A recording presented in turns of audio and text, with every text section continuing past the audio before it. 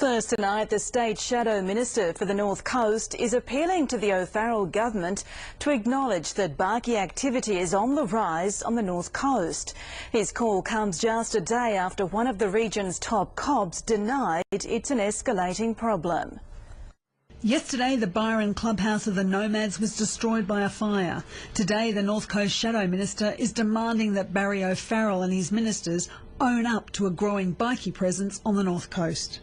They've been acting like ostriches, putting their heads in the sand and denying that there's been increased Bikie activity. Talk to locals, they see the Bikies, they're meeting, they're around the North Coast, there's increased activity.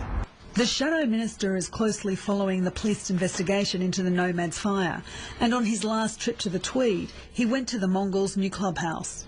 They're rebranding themselves. The Finks have become the Mongols.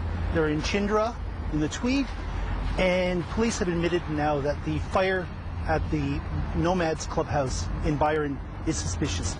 But the top officer in the Tweed Byron Police Command says there's no evidence to suggest a Bikie turf war with Queensland gangs, such as the Finks or Black Ulan.